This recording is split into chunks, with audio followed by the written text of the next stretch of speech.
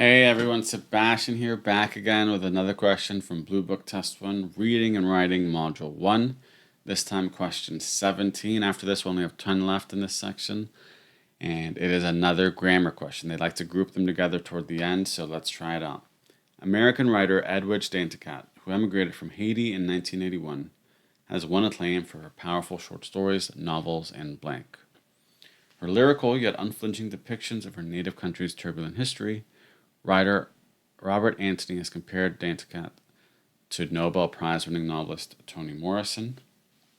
And then we have the options A, essays praising, B, essays and praising, C, essays praising again, but there's no comma, and then D, essays, period, praising.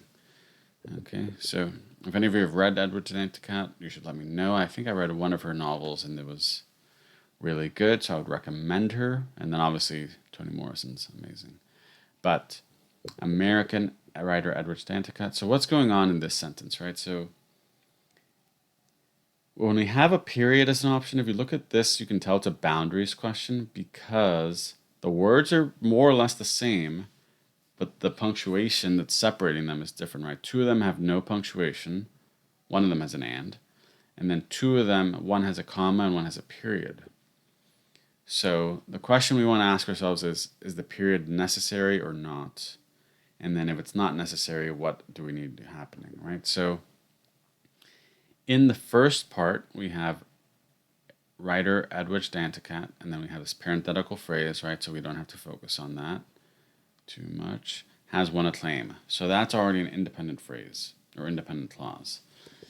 Comma, and blank. We have this list here, so the and almost feels like it's going to be setting up a second independent clause joined with a comma and, right, but remember this is a list. Powerful short stories, novels, and essays. Okay. Then the other part, blank, her lyrical yet unflinching depictions of her native country's turbulent history. Writer Robert Anthony has compared Danticat to Nobel Prize. So subject, writer Robert Anthony has compared. So again, we have an independent phrase, and to have two independent clauses, they need to be separated in some way. There's three ways mainly we can separate. Well, four really. We have colon, which is rare and isn't even an option here, so we don't have to worry about it. We have a period, which is an option here, so that is promising.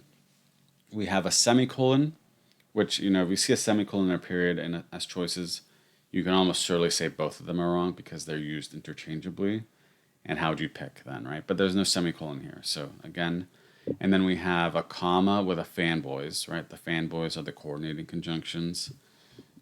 For, and, nor, but, or, yet, and so. And here, that's not an option because when we have an and, there's no comma. And when we have a comma, there's no and. So we want something that's connecting them with one of the ones I just said. So it's not comma praising, it's not and praising.